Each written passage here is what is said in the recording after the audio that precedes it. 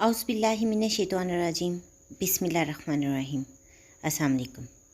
आप देख रहे हैं उर्दू एस्ट्रोलॉजी और मैं हूँ एस्ट्रोलॉजर अलमास यूनुस। आज मैं आप लोगों को जिस चीज़ के बारे में बताना चाह रही हूँ वो है पत्थर, स्टोन्स। स्टोन्स को एस्ट्रोलॉजी में क्यों अहमियत हासिल है, स्टोन क्यों पहना जाता है और वो क्या क्या काम कर सकता है, स्टोन को किन हालात में पहना जा सकता है, इन तमाम चीज़ों पर हम बात करेंगे। सबसे पहले तो आपको बताती चलूँ कि इल्म नजूम यानी कि एस्ट्रोलॉजी ये कुदरत का एक अनमोल तोहफ़ा है जो हमें ज़िंदगी के नाहमवार रास्तों पर रहनुमाई देता है, जो हमें बताता है कि किस तरह से हम अपनी मुश्किलात पर काबू पा सकते हैं।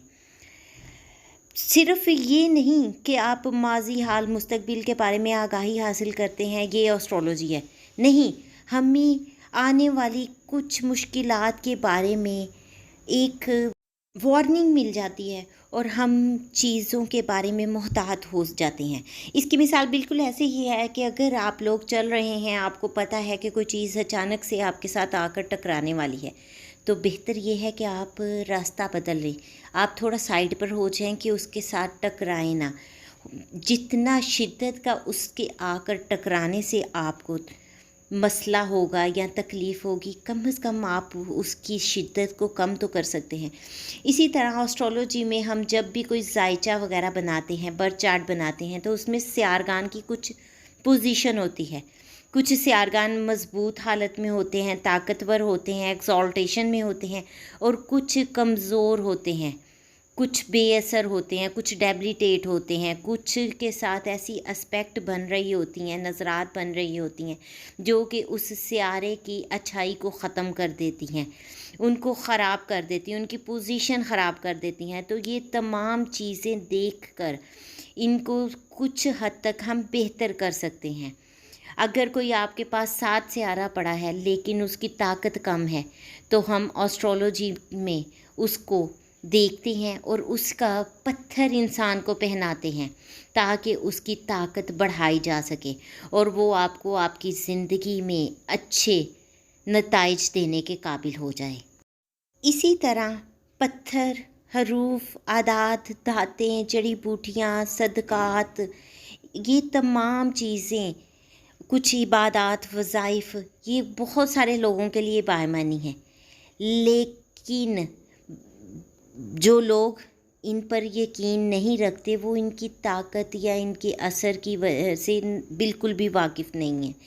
अगर हम देखें आज साइंस ने कितनी तरक्की कर ली है और हम बहुत सारी चीज़ों के, बहुत बीमारियों के हल निकाल सकते हैं। इसी तरह इल्म नजूम जो है वो ऐसी साइंस है जो आपको रहनुमाई देती है और आप बाज़ अलवाह, तलिस्म और मखसूस अदात, हरूफ, दातें, पत्थर वगैरह इस्तेमाल करके अपने सियारगान के मखसूस औकात को और ज़्यादा ताकतवर बना सकते हैं। अगर वो अच्छे असरात हैं तो उनको ताकत देकर उनके ज़्यादा से ज़्यादा नताइज हासिल कर सकते हैं, लेकिन अगर वो गलत असरात हैं या आप कह लें कि नुकसानदेह असरात हैं, तो हम कुछ रेमेडीज़ करके उनके असरात को ख़त्म कर सकते हैं, उनके असरात को कम कर सकते हैं, ताकि वो जिस शिद्दत में आपको नुकसान पहुंचाने वाले हैं उस शिद्दत में आपको नुकसान ना पहुंचाएं। मैंने देखा है कि बाज़ लोग जी अपने नाम को देखते हैं, नाम के मुताबिक पत्थर पहन लेते हैं, और या उनको कुछ अदाद अपने देखते हैं उसके मुताबिक पत्थर पहन लेते हैं, लेकिन ऐसा करना इंतहाई नुकसानदेह अमल है। फिर ऐसे लोग कहते हैं कि पत्थर मुझे रास नहीं आया, इसने मेरा फ़लाँ नुकसान कर दिया, इसने मेरा फ़लाँ नुकसान कर दिया। अगर वो प्लैनेट आपके जायचा में आपके 3, 6, 8 घर के या 12वें घर के मालिक है, तो ये आपको डेफिनेटली नुकसान पहुंचाएंगे। ऐसे प्लैनेट, ऐसे सियारगान जो त्रिशुडाया या मारक घरों के मालिकान हों या इन घरों में क़याम पजीर हों, उनके पत्थर पहनने से इज्तनाब करना चाहिए, क्योंकि पत्थर जब हम किसी भी سیارے کا پہنتے ہیں تو وہ اس سیارے کو بہت زیادہ طاقت دے دیتا ہے، اور اگر وہ مارک گھر کو طاقت دے رہا ہے یا تھریشڈایا کو طاقت دے رہا ہے تو اس کا صاف مطلب ہے کہ آپ کی زندگی میں مشکلات بہت زیادہ بڑھنے والی ہیں اور ان کو کوئی کم نہیں کر سکتا۔ ایسے میں ہم کیا کہتے ہیں کہ جی پتھر راس نہیں آیا، یہ پتھر نے فلاں نقصان کر دیا۔ تو جب آپ اپنا ذائچہ کو دیکھے بغیر پتھر پہنیں گے تو وہ آپ کو نقصان ہی پہنچائے گا۔ اس لیے آپ کے لیے بہت زیادہ ضروری ہے کہ پتھر پہننے سے پہلے کسی اچھے آسٹرولوجر سے اپنا برتھ چارٹ بنوائیں اور اس سے سجیشن لیں کہ آپ کو کون سا پتھر پہننا چاہیے۔ اس کے علاوہ آپ کے جو پلینٹس کمزور ہیں آپ کے ذائچہ میں، جو آپ کو نتائج نہیں دے پا رہے یا اچھے نتائج دینے کوئی اور پلینٹ دینے کے حق میں ہے اور وہ اس کو ناظر ہیں، تو ایسے پلینٹ کے لیے بھی ریمیڈی لازمی کرنی چاہیے تاکہ آپ کی زندگی کی مشکلات کم ہو سکیں۔ اور ہم ایز اے مسلم ویسے بھی اس چیز پر بلیو کرتے ہیں کہ صدقات دینے چاہیے، صدقہ بلاؤں کو ٹالتا ہے، تو ریمیڈیز میں بہت سارے صدقات بتائے جاتے ہیں۔ اس کے علاوہ وظائف بھی بتائے جاتے ہیں اور بہت سارے لوگ کچھ آپ کو الائنمنٹس بھی بتاتے ہیں۔ اس ویڈیو کو دیکھنے کے بعد آپ کو کم از کم اس چیز کا اندازہ تو ہو گیا ہوگا کہ آپ نے کب پتھر پہننا ہے، کون سا پہننا ہے، اور آپ نے خود سے پتھر نہیں پہننا، ورنہ وہ آپ کو فائدہ دینے کی بجائے نقصان دے دے گا۔ اب پتھر کب پہننا چاہیے اور کون سے ہاتھ میں پہننا چاہیے؟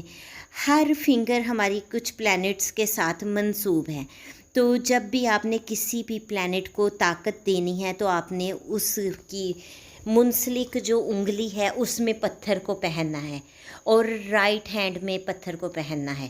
جب ہم رائٹ ہینڈ میں پتھر پہنتے ہیں تو اس چیز کو بہت زیادہ طاقت ملتی ہے۔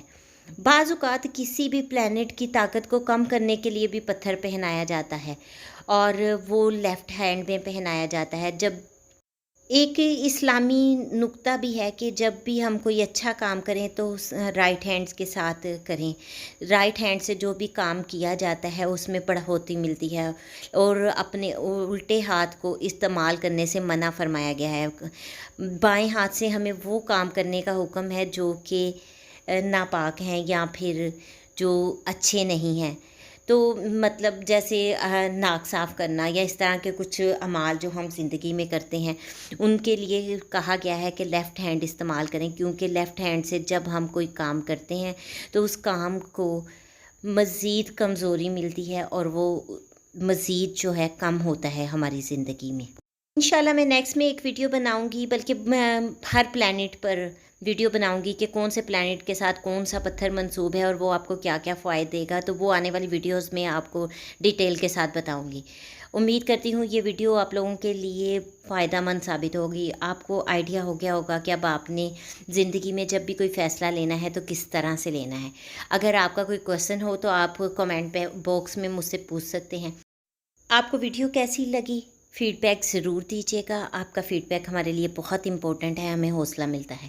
اس کے ساتھ ہی میں آپ لوگوں سے اجازت چاہوں گی، اپنا اور اپنے پیاروں کا بہت سا خیال رکھیے گا اور مجھے بھی دعاؤں میں یاد رکھیے گا۔ اللہ حافظ۔